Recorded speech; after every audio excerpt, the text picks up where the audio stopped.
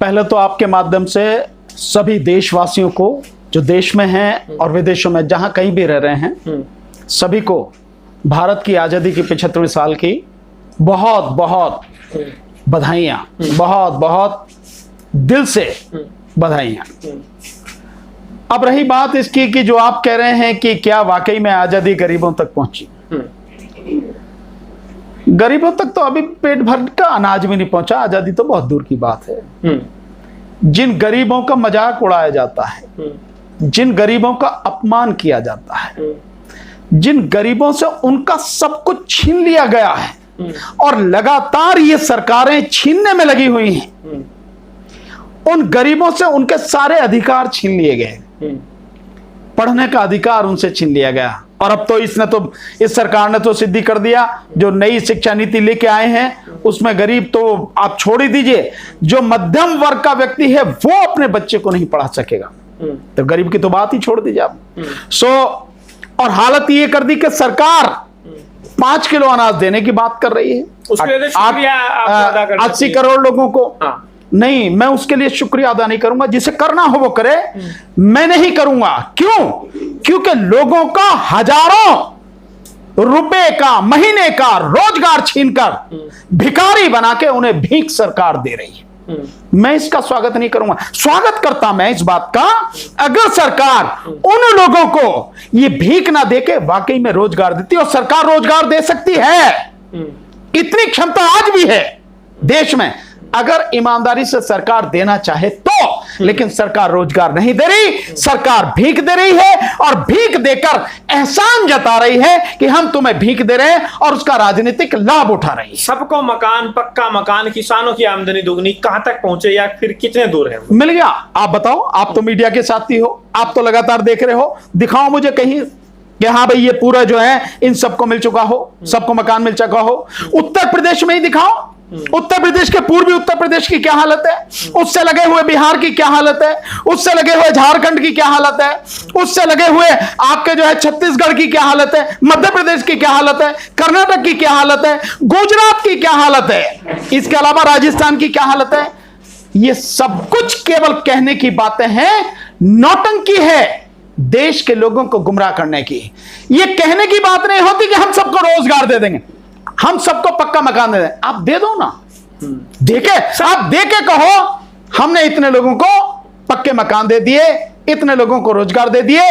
ये रही सारे इसके सबूत, जिसको इंक्वायरी करनी हो करो, आप करके दिखाओ ना आप। ठीक है सर। सर सवाल ये है, क्योंकि जिस तरीके से देखा जा रहा है आजादी के 75 साल हो रहे हैं, आजादी अमृत महोत्सव मना जा रहा है, भारत पूरी दुनिया में जो है सेलिब्रेट कर रहा है इस पूरे मुद्दे को लेकर, लेकिन सबसे बड़ा सवाल यह, जिस तरीके से विपक्षी नेताओं की गिरफ्तारी, विपक्षी नेताओं पर शिकंजा, उन पर सीबीआई ईडी की जांच, जिस तरीके से जो है विपक्ष को दबाने की कोशिश हो रही, क्या आजादी का मतलब, क्या विपक्ष को, सारी जनता को इस तरीके से कार्रवाई करना, कैसे आप देख रहे हैं? आजादी का मतलब क्या है? भाई मोदी सत्ता का एक ही लक्ष्य है, एक ही उद्देश्य है जिसके लिए वो काम कर रहे हैं, और वो कर चुकी। मोदी जी ने इस देश के लोकतंत्र की हत्या कर दी, और इस देश के लोकतंत्र की लाश पर पैरों तले कुचलकर राजनीति कर रहे हो, और कुछ भी नहीं है। ये विपक्ष का नहीं, जश्न है इस देश के सब कुछ खत्म करने के बाद। मोदी जी ने जिस लोकतंत्र की बात कर रहे हो, जिस आजादी की बात कर रहे हो, उस आजादी में ये सारी संस्थाओं को अधिकार होने चाहिए थे कि अपने हिसाब से काम कर सके। उस आजादी के दौरान इस देश का विपक्ष भी मजबूती के साथ खड़े होने के लायक होना चाहिए था। आप हर स्तर पर अपनी इन सरकारी एजेंसियों का, चाहे ईडी हो, आज की तारीख में ईडी बहुत ज्यादा है, तो ईडी का आप उसका सीबीआई का, सारी सरकारी एजेंसियों का गलत इस्तेमाल करके उनको पूरी तरह से जमीन में दबा देना चाहते हो, खत्म कर देना चाहते हो, मार देना चाहते हो। तो कहां की आजादी है सर? अब सवाल यह है, क्योंकि एक बड़ी राजनीति चल रही है, विपक्ष को लगातार घोषित किया जा रहा है कि भाई ये देशद्रोही है, ये जो है तिरंगे को मानने वाला नहीं है, क्योंकि प्रधानमंत्री मोदी जी ने कहा कि भाई आप जो है डीपी लगाओ, तो जो है कांग्रेस पार्टी नेताओं ने जो है नेहरू के साथ लगा दिया डीपी, तो कह रहे कि ये सिर्फ जो है एक परिवार के प्रति जो है गुलाम जो मानसिकता है उसको दर्शाया जा रहा है। आपको क्या लग रहा है, जो आह्वान किया कि भाई आप जो है तिरंगे ही डीपी लगाओ, जो है तिरंगा यात्रा निकालो, उसको लेकर आप किस तरह से देखते हैं? क्योंकि आरएसएस पर लगातार आरोप लग रहा है कि भाई आपने जो है 52 साल तक तिरंगा नहीं फहराया है। वही जो संगीत रागी है, जो आरएसएस है, वो कह रहे कि भाई हमारी मंशा थी भाई जो भगवा है वो जो है देश का जो है झंडा होना चाहिए, क्योंकि ये हिंदू सनातन संस्कृति से जुड़ा हुआ देश है। और रामायण महाभारत काल उन्होंने जो सारी चीजें बताई कि भाई जो है हमारा जो भगवा ही रहा है, तो इसीलिए जो है भगवे के लिए। एक और बीजेपी के नेता है करियप्पा साहब, जो कि कर्नाटक से आते हैं, वो कह रहे कि आने वाले समय में जो है भगवा ही जो है इसको तिरंगे को रिप्लेस करेगा। ये पुराना उनका बयान है। तो इस चीज को आप कैसे देख रहे हैं? एक तरफ प्रधानमंत्री मोदी का बयान और सिर्फ आरएसएस के लोग जिस तरह से अपनी डीपी नहीं चेंज कर रहे हैं, तिरंगा नहीं लगा रहे हैं, क्या मंशा क्या है? मंशा देखिए, एक बात तो यह है कि जो आपने सवाल पूछा है कि भाई विपक्ष के लोग नहीं लगा रहे हैं और सरकार ये कह रही है भाई लगाना चाहिए। हाँ। इस बात के लिए वो तो लगा रहे हैं। नहीं, इस बात के लिए कोई एक व्यक्ति कौन होता है? क्या इस देश के अनपढ़ प्रधानमंत्री ने यह समझ रखा है कि वो जो भी आदेश देगा उसी के हिसाब से ताली थाली बजेंगे, उसी के हिसाब से दिए जलेंगे, उसी के हिसाब से डीपी लगाई जाएगी, तिरंगे की बात होगी? मतलब देश का नेता नहीं है वो, आरएसएस का ही नेता है, आरएसएस के आदमी है। देश का नेता होता तो देश के यही बात प्रधानमंत्री को और मोदी सरकार को आरएसएस के लोगों से पूछनी चाहिए कि 52 साल तक उन्होंने जो कहा कि तिरंगे के विषय में एक नीति है, हाँ कोई भी अपने घर पे या कहीं संस्थान पे नहीं लगा सकता था, उस वजह से नहीं लगाया। क्या उसके बाद लगाया? क्या आज लगा रहे हो?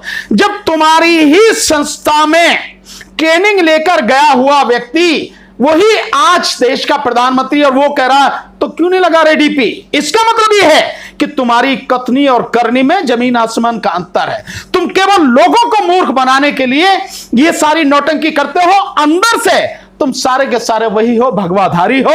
और इस देश का झंडा, जैसा आपने बताया भी है कि ये कहीं कर्नाटक के नेता और कभी ये सब ये संगीत रागी वागी सब ये जितने भी ये कह रहे हैं कि नहीं भगवा ही इस देश का झंडा होगा, जो इस तरह की, तो इससे पता लग रही है कि उनकी मानसिकता क्या है। हाँ। ये केवल झंडे के नाम पर राजनीति की जा रही है। और रही दूसरी बात ये कि ये सपना देख रहे हैं, देखते रहो सपना कि भगवा इस देश का झंडा होगा। इस देश का झंडा भगवा न कभी था न ही कभी होगा। दूसरी बात, रामायण और महाभारत से पहले भी इस देश की संस्कृति में बहुत कुछ है और इस देश की संस्कृति में बुद्ध बसे हैं। बुद्ध और उनकी शिक्षाएं इस देश के रग रग में शामिल है। और इसके अलावा इस देश में कालांतर में जैसे चलती आई, जैन धर्म की भी संस्कृति है इस देश में मुस्लिम संस्कृति भी है, इस देश में पारसियों की संस्कृति भी है, इस देश में बाकी और संस्कृतियां भी हैं, केवल हिंदू संस्कृति नहीं है, वो भी इस देश का हिस्सा है, लेकिन बाकी और संस्कृति भी है। और इतनी ताकत किसी में नहीं है, इतनी औकात किसी की नहीं है कि एक संस्कृति वाले दूसरे पर थोपकर इस देश में अपने हिसाब से जो चाहे कर लें। लेकिन सर कैसे आप देख रहे हैं, क्योंकि अभी जो है नागरिकता कानून को लागू करने की बात हो रही है, उससे पहले जब प्रधानमंत्री मोदी का भी बयान है कि 1200 साल पुरानी जो है गुलामी इस देश ने झेली है, तो कैसे आप देख रहे हैं जो 1200 साल की बात होती है तो जो है मुस्लिम काल, क्योंकि जो मुस्लिम आक्रांता रहे उसकी बात करते हैं बीजेपी के लोग, तो कैसे आप देख रहे हैं, क्या मंशा क्या है? क्योंकि कई बार जो है हिंदू राष्ट्र की बात उठती है। 1200 साल की कौन सी गुलामी पे? हम तो जो समझते आए अब तक, जो सुनते आए और जो देखते आए, 700 साल तो मुस्लिम शासन रहा यहाँ पर। हाँ। वो भी इस पूरे हिस्से पे नहीं रहा। हाँ। है ना, 700 साल तो मुस्लिम शासक रहा। इसके बाद जो ब्रिटिश शासन है वो 190 साल रहा, 890 साल ही रहा। ये 1200 कौन थी? तभी तो मैं कहता हूं कि अनपढ़ आदमी की बात का क्या भरोसा है? अनपढ़ आदमी जिसे पता ही नहीं ABCD, जिसने इतिहास ही पढ़ा नहीं, जो कहता कि 35 साल तक तो मैंने जो भिक्षा मांग के खाया, जंगलों में भटकता रहा, ऐसे व्यक्ति की बात। तो जिसे ABCD पता नहीं है इस देश के इतिहास की, इस देश की संस्कृति की, हिंदू कभी खतरे में न था, न है, न होगा।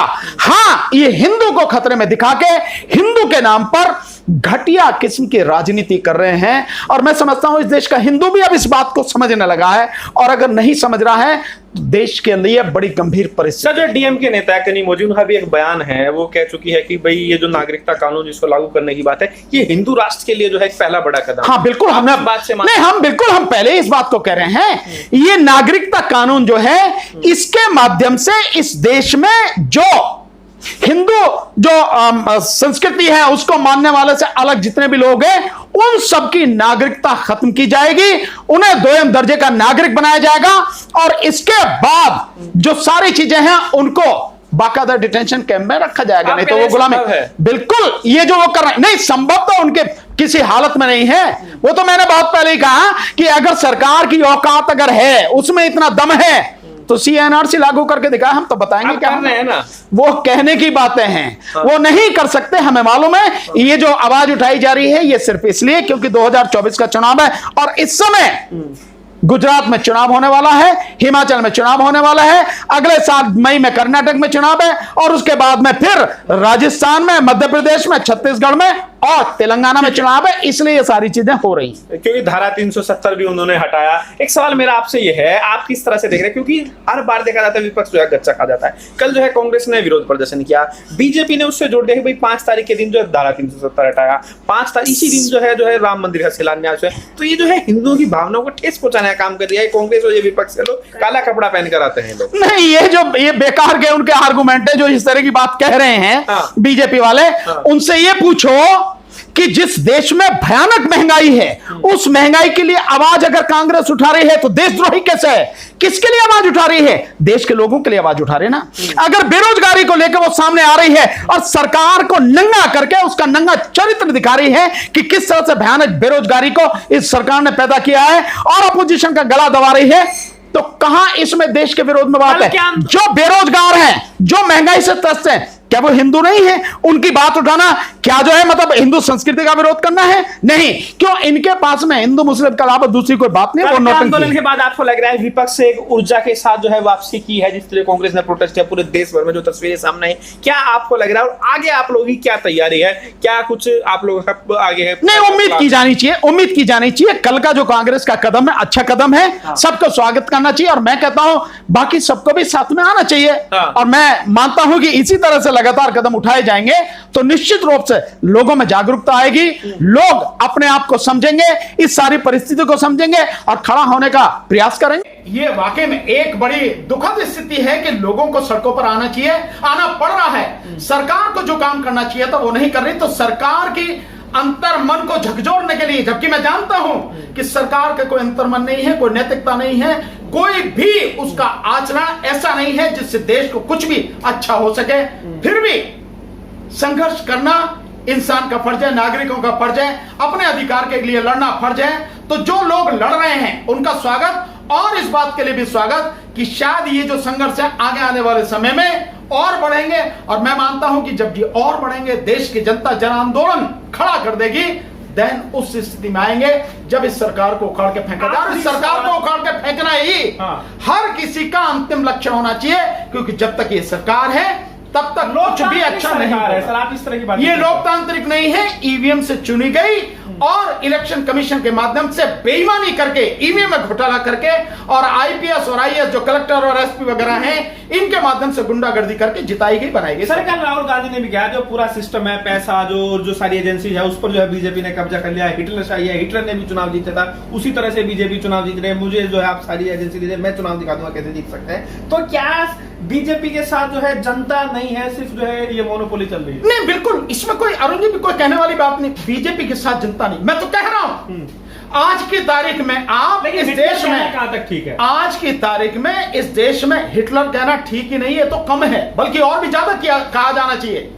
जो इमरजेंसी श्रीमती इंदिरा गांधी जी ने लगाई थी, उन्होंने तो बाकायदा राष्ट्रपति के सामने साइन करा के डिक्लेयर करी थी। यहां तो बिना डिक्लेयर किए ही उससे बदतर स्थिति में, इमरजेंसी में देश जी रहा है, उससे बदतर स्थिति में। सो जो बात कही जा रही, हिटलर तो मैं समझता हूं कम है। इस देश के जितने भी तानाशाह उनको मिला के अगर मोदी को नाम दिया जाए, शायद वो भी कम रहेगा। इतनी बुरी स्थिति देश की कर दी। 2024 में क्या स्थिति देख रहे हैं? नहीं, मैं ये मानता हूं 2024 में कैसी रहेगी मैं आज नहीं कह सकता हूं, लेकिन एक बात जरूर कह सकता हूं, हमारा पूरा प्रयास रहेगा कि 2024 में बीजेपी को जड़ से उखाड़ के फेंक दिया जाए।